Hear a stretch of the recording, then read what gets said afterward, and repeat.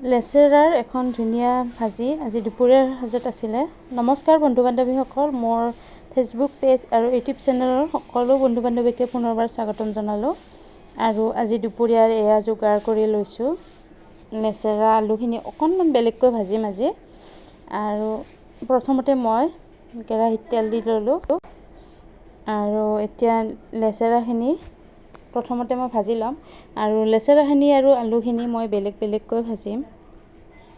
আৰু এনেদৰে শুকানকৈ ভাজি বনালে মানে আমাৰ ল'ৰাহঁতে নাখায়, সেইকাৰণে ভাবিলোঁ আজি বেলেগকৈ অকণমান বনাই দিওঁ, সিহঁতে জানোবা খায়ে। আৰু এতিয়া লেচেৰাখিনিত মই নিমখ হালধি দি পেলাই এইখিনি অকণমান সিজাই ল'ম। আৰু এইফালে ইয়াত দিবৰ কাৰণে মই অকণমান সৰিয়হ, বগা সৰিয়হ, আদা নহৰু এইখিনি মই মিহি কৰি ল'ম। আৰু এতিয়া মই লেচেৰাখিনি ধুনীয়াকৈ কাঢ়ি ল'লোঁ।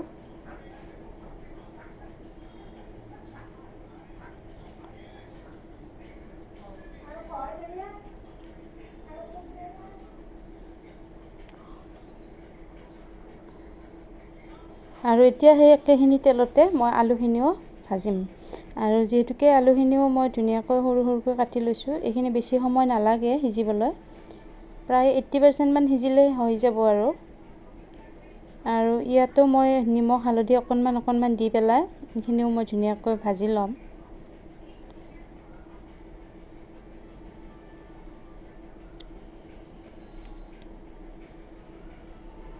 আৰু এইখিনিও মোৰ ভজা হৈ গৈছে, এইখিনি নমাই ল'লোঁ। আৰু এতিয়া সেই কেৰাহীটোতে আৰু অকণমান তেল দি পেলাই এতিয়া মই মছলাখিনি এড কৰিম ইয়াতে।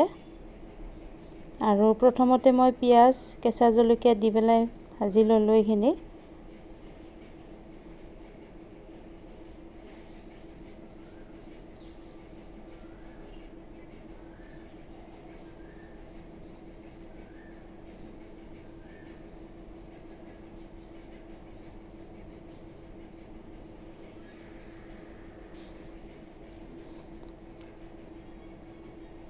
আৰু এইখিনি জানেনে, ভাজি থাকোঁতে অকণমান বেছিকৈয়ে ভজা গ'ল। আৰু ইয়াত অকণমান চেনি দি দিছোঁ, কাৰণ এই ভাজিখনত অকণমান চেনি দিলে অকণমান মিঠা জুতিৰ হ'লে ভাল লাগে। আৰু সৰুকৈ 2টা বিলাহী কাটি ৰাখিছিলোঁ, বিলাহীখিনিও দিলোঁ।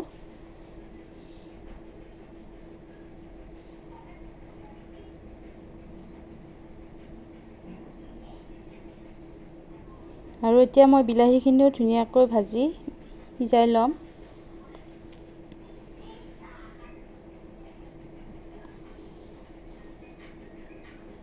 আৰু সৰিয়হৰ পেষ্টটো যে বনাই ৰাখিছিলোঁ, এতিয়া সৰিয়হৰ পেষ্টখিনি দি দিলোঁ। আৰু এইখিনিও মই কেঁচা গোন্ধটো নোযোৱালৈকে ভাজি থাকিলোঁ।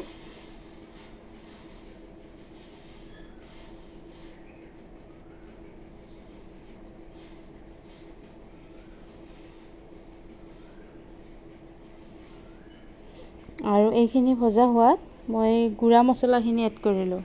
আৰু অকণমান পানীত মই গুলি লৈছিলোঁ জিৰাৰ গুড়া, গৰম মছলা অকণমান। আৰু এইখিনিও মই ধুনীয়াকৈ ভাজি ল'ম।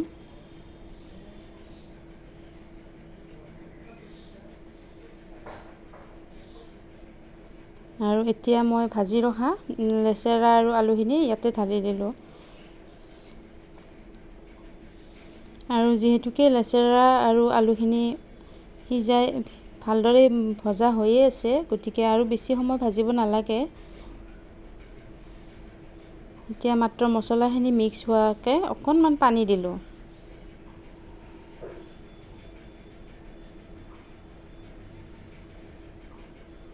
আৰু এইফালে মোৰ ভাজিখন হৈয়ে গৈছে, ভাজিও নহয়, ঠিক গ্ৰেভি বুলিব পাৰি। আৰু এইফালে এইখন আঞ্জা নমাই ল'লোঁ। আৰু অকণমান কালিৰে মাছ আছিলে, আৰু মাছখিনি বনাবৰ কাৰণে মই অকণমান আম কাটি থৈছিলোঁ, কেঁচা আম। আৰু কেৰাহীত তেল দিলোঁ। আৰু মাছ থাকিলে কি হয় জানেনে, বেলেগ আঞ্জা খাবলৈ মন নাযায়। টেঙাখনেই মানে প্ৰিয় বহুত, আৰু টেঙাই খাব ইচ্ছা যায়। যিকোনো টেঙাই নহওক, মাছৰ লগত মানে টেঙাখনেই বেছি ভাল লাগে। আৰু সৰিয়হ আৰু 2টা জলকীয়া দি পেলাই অকণমান ঢাকনি লগাই দিছিলোঁ, কাৰণ ফুটি যায় যে, চিটিকি যায়। আৰু এটা আলু ভাতত দিছিলোঁ, আলুটো ধুনীয়াকৈ ভাজি ল'লোঁ।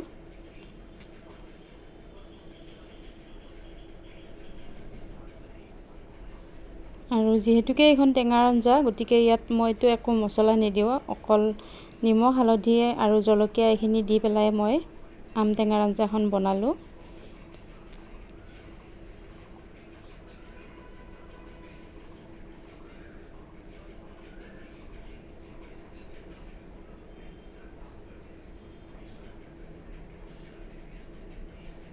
আৰু এতিয়া ঢাকনি লগাই সিজিবলৈ দিলোঁ আৰু পানীও দি দিলোঁ একেলগে। আৰু অকণমান মই পিঠাগুড়ি আছিলে তাৰে বৰ্তন দিছিলোঁ, আঞ্জাখন যাতে অকণমান গোটা হয়। আৰু এয়া টেঙাৰ আঞ্জাখনো ৰেডি হ'ল। আৰু আজি দুপৰীয়াৰ সাজত বৰ বিশেষ একো বনোৱা নাছিলোঁ, লেচেৰাৰ এই ভাজিখন আৰু আম টেঙা মাছৰ লগত এয়াই আছিলে। আৰু আজিৰ থালখন কেনেকুৱা পালে প্লিজ কমেণ্ট কৰি জনাবলৈ নাপাহৰিব। আজিলৈ আহিছোঁ, আকৌ এদিন লগ পাম।